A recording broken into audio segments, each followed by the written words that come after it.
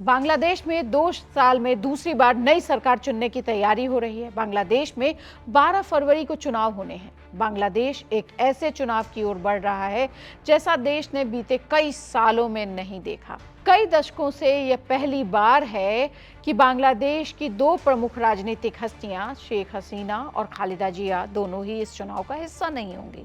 शेख हसीना भारतीय शरण में हैं, वहीं खालिदा जिया इस दुनिया को अलविदा कह चुकी हैं। पूरा माहौल वहां का बदल चुका है। बांग्लादेश के हालात खराब हैं।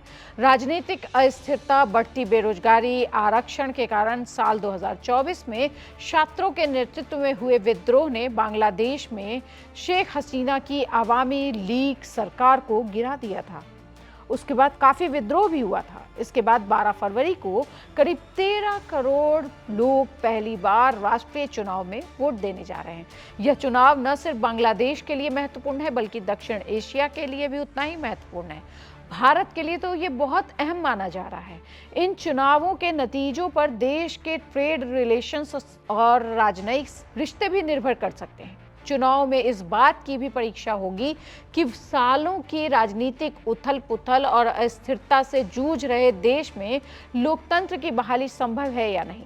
बांग्लादेश की राजनीति पर कई दशकों से दो प्रमुख पार्टियां, अवामी लीग और बांग्लादेश नेशनलिस्ट पार्टी का दबदबा रहा है। देश में अवामी लीग और उसके गठबंधन के सहयोगियों की किसी भी राजनीतिक गतिविधि पर प्रतिबंध लगाना मोहम्मद यूनुस के नेतृत्व वाली अंतरिम सरकार के शुरुआती फैसलों में से एक था। बांग्लादेश के चुनाव आयोग ने पार्टी का रजिस्ट्रेशन भी रद्द कर दिया, जिससे तारिक रहमान के नेतृत्व वाली बीएनपी चुनावी मैदान में सबसे बड़ी राजनीतिक पार्टी बन गई।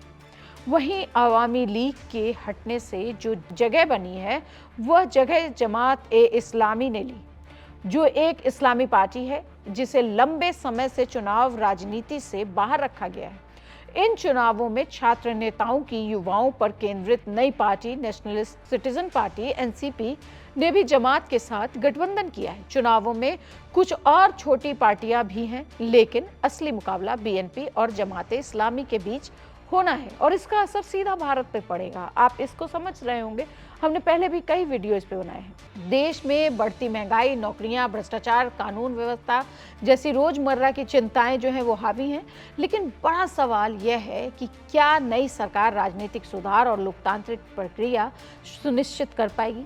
सालों से देश में राजनीतिक हिंसा देखी गई है, जिसमें क्रूर कार्रवाई, बड़े पैमाने पर गिरफ्तारियां और विरोध करने वालों का अचानक गायब हो जाना शामिल रहा है। देश में पिछली सरकारों के दौरान हुए दुर्व्यवहारों के लिए जवाबदेही तय करने की मांग भी काफी ज्यादा है। 18 से 37 साल की उम्र के 40% से ज्यादा योग्य मतदाताओं के लिए रोजगार और शारीरिक सुरक्षा से जुड़े मुद्दे उनकी उम्मीदों की सूची में सबसे ऊपर है। देश के ज्यादातर मतदाताओं के लिए यह चुनाव इस बारे में है कि क्या अगला नेतृत्व स्थिरता, निष्पक्षता और यह लोगों में भावना ला सकता है कि सरकार आम लोगों के लिए काम कर रही है। दक्षिण एशिया के देशों में राजनीतिक धर्म और पहचान से गहराई से ये सब जुड़ा हुआ है। ऐसे में बांग्लादेश के चुनाव के नतीजे पूरे क्षेत्र में राजनीतिक माहौल को बदल सकते हैं, जिससे माइग्रेशन और सीमा सुरक्षा पर असर होगा। यहाँ सरकार कौन बनाता है, इसके आधार पर भारत और पाकिस्तान के साथ उसके द्विपक्षीय संबंध भी बदल सकते हैं।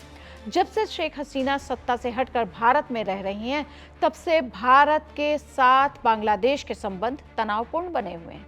बार बार बांग्लादेश शेख हसीना को मांग रहा है भारत से, लेकिन पाकिस्तान और चीन के साथ उसके संबंध बेहतर हुए हैं।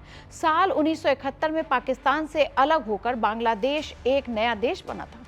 इसके बाद से दोनों देशों के बीच संबंध तनावपूर्ण ही रहे, लेकिन पिछले कुछ सालों में बांग्लादेश के संबंध पाकिस्तान से अच्छे हुए हैं। बांग्लादेश अमेरिका और चीन के बीच एक खामोश मुकाबले के केंद्र में भी है, जिसमें चीन बांग्लादेश को दक्षिण एशिया का प्रवेश द्वार और अपनी बेल्ट एंड रोड इनिशिएटिव योजना में एक महत्वपूर्ण कड़ी के रूप में देखता है।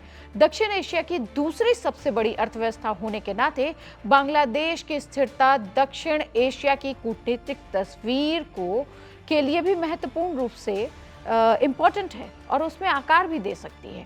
तो इस तरह से भारत के रिश्ते, जिसमें माइग्रेशन वगैरह सब कुछ जुड़ा हुआ है, हजारों की संख्या में बांग्लादेशी भारत में रह रहे हैं, इन सब को देखते हुए ये चुनाव बहुत महत्वपूर्ण है। और ऐसी ही और खबरों के लिए देखते रहिए India.com।